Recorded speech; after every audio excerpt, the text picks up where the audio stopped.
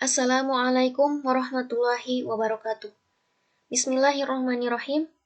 Alhamdulillahirabbil alamin wa bihi nasta'in wa ala umuri dunya waddin wassalatu wassalamu ala asrofil anbiya'i wal mursalin wa ala alihi wa sahbihi ajma'in, amma ba'du.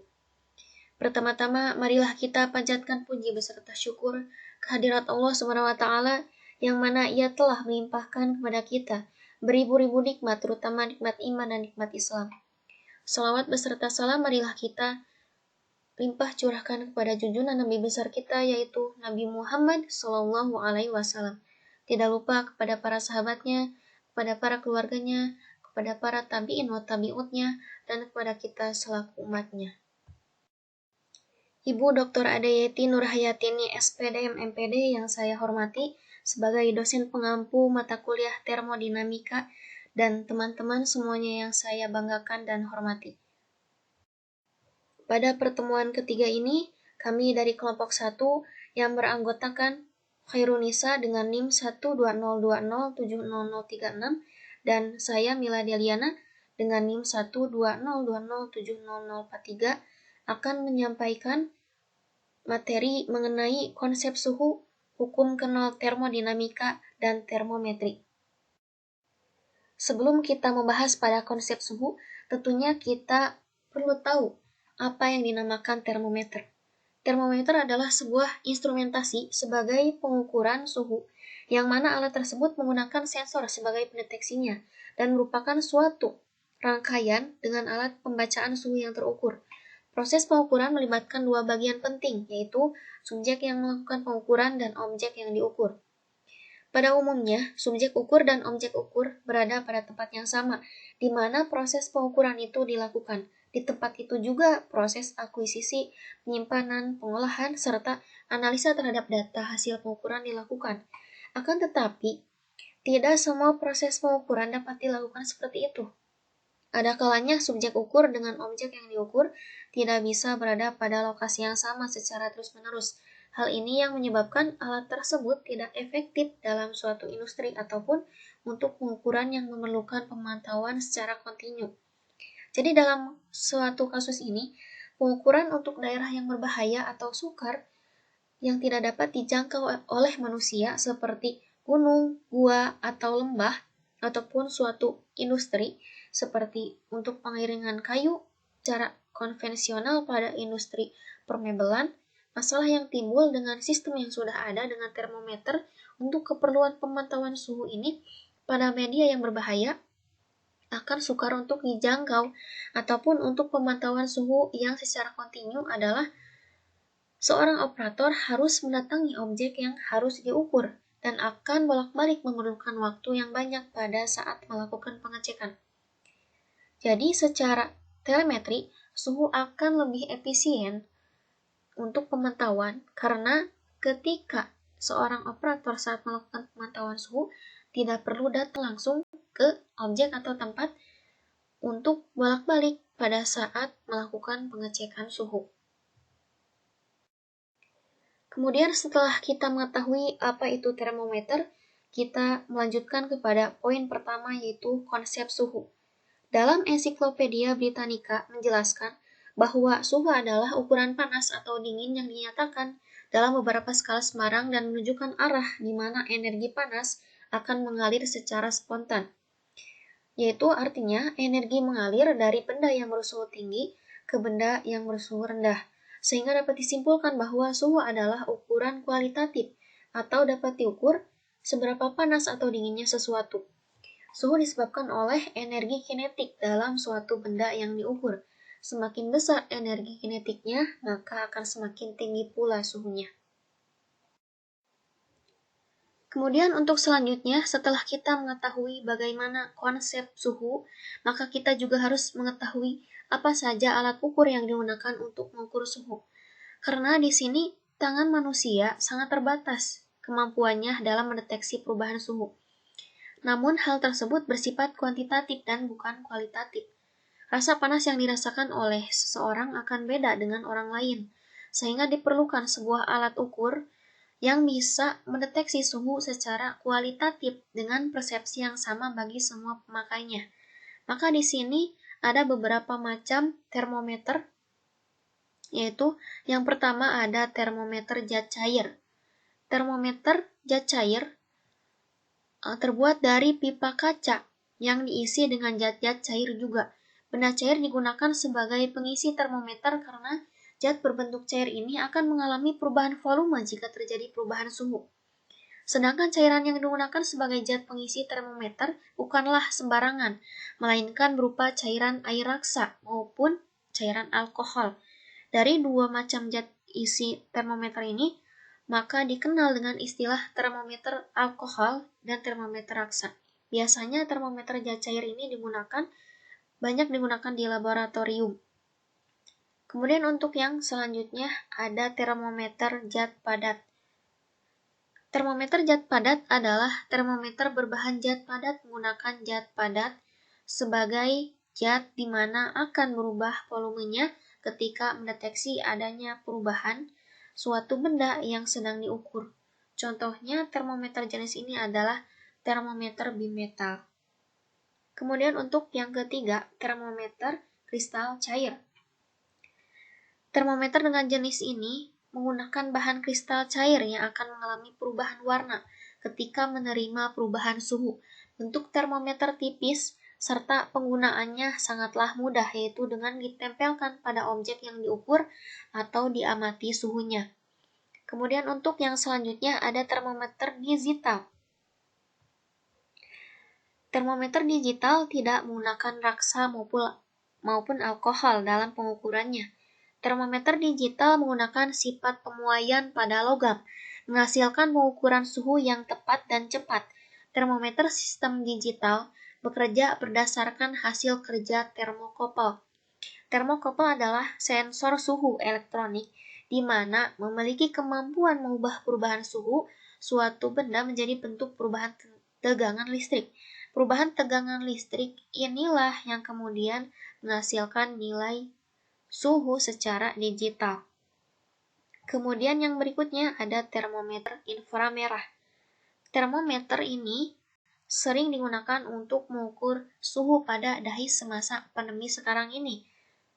Prinsip kerja termometer ini dengan cara mengukur radiasi energi sinar inframerah, kemudian dikonversikan ke nilai suhu. Termometer ini juga menawarkan metode pengukuran suhu yang cepat dan akurat dengan objek dari kejauhan dan tanpa ada disentuh. Kemudian yang terakhir yaitu termometer gas. Termometer gas ini menggunakan sifat perubahan gas ketika adanya perubahan temperatur atau suhu dari lingkungan maupun benda. Untuk selanjutnya, setelah kita mengetahui apa saja macam-macam termometer, di sini terdapat jenis termometer dalam kehidupan sehari-hari. Yang pertama ada termometer klinis. Memiliki rentang pengukuran suhu termometer dari 35 derajat Celcius sampai 40 derajat Celcius. Termometer ini digunakan untuk mengukur suhu tubuh dan digunakan pada kesehatan maupun pada kedokteran. Kemudian yang kedua, termometer ruang. Memiliki ukuran rentang suhu mulai minus 50 derajat Celcius hingga 50 derajat Celcius. Termometer ruang digunakan untuk mengukur suhu ruangan. Kemudian yang ketiga, termometer maksimum serta minimum Six Bellani. Digunakan guna mengukur suhu maksimum juga minimum suatu tempat. Setelah kita mengetahui apa saja macam-macam maupun jenis dari termometer, kita perlu mengetahui apa saja satuan skala dari termometer.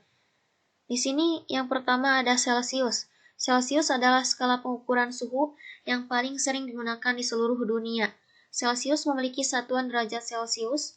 Sebagai perbandingan, dalam skala Celcius air membeku pada suhu 0 derajat Celcius dan mendidih pada suhu 100 derajat Celcius. Kemudian yang kedua ada Fahrenheit.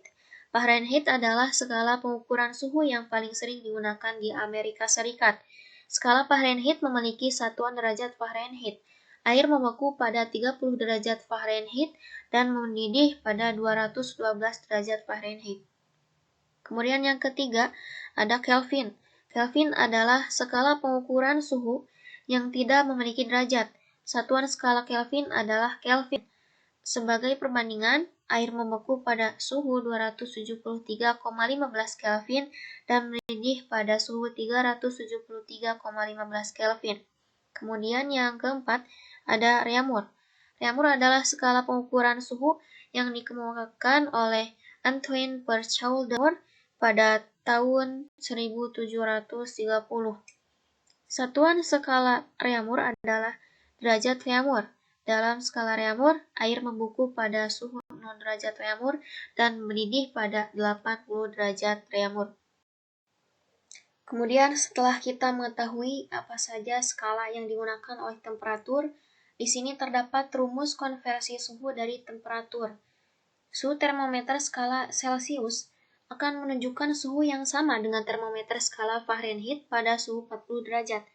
Termometer skala Reaumur akan menunjukkan suhu yang sama dengan termometer Fahrenheit pada suhu minus 25,6 derajat.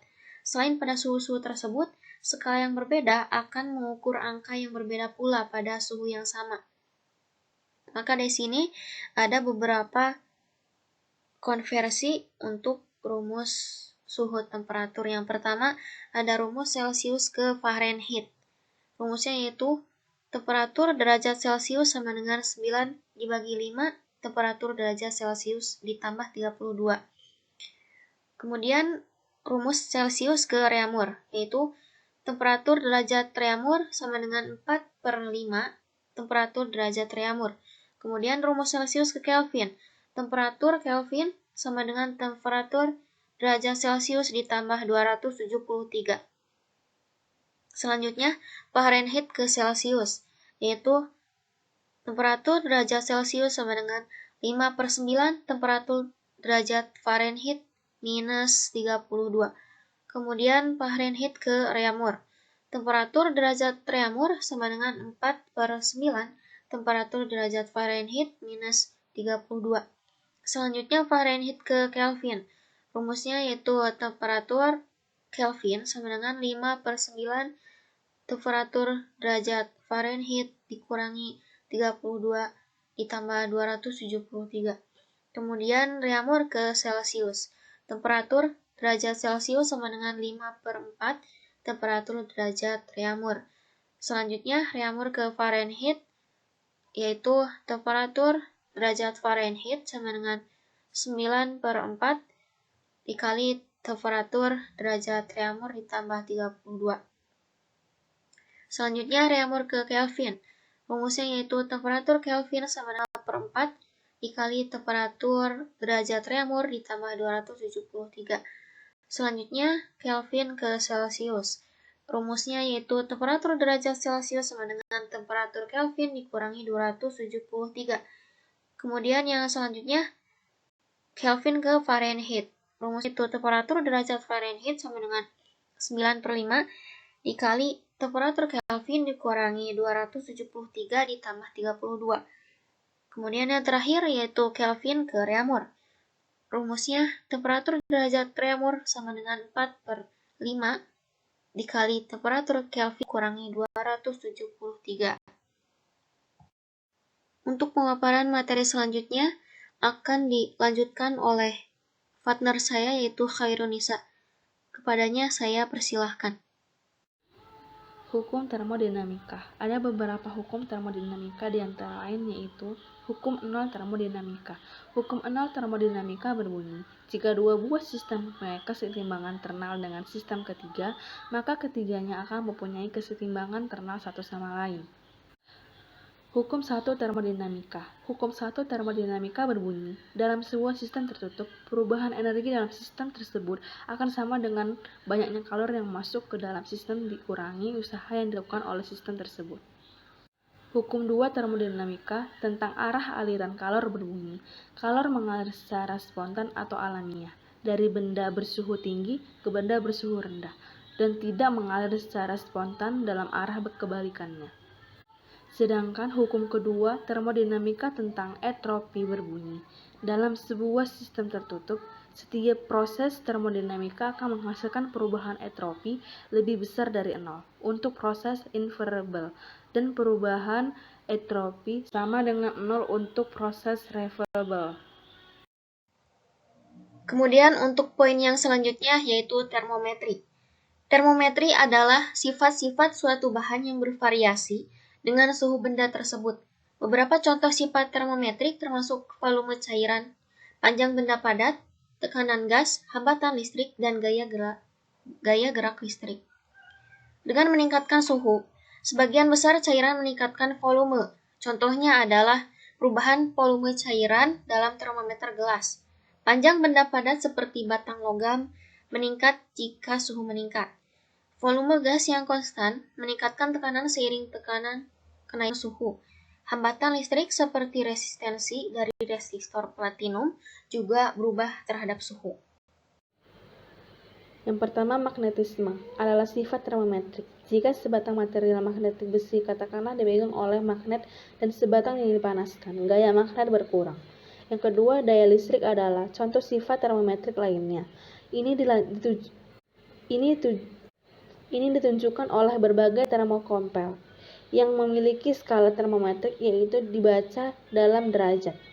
Dan yang ketiga yaitu warna adalah sifat termometrik. Jika kita berbaring di atas tebing salju bersih yang putih, serangkaian kertas berwarna di bawah sinar matahari penuh, kita melihat sesuatu yang menakjubkan.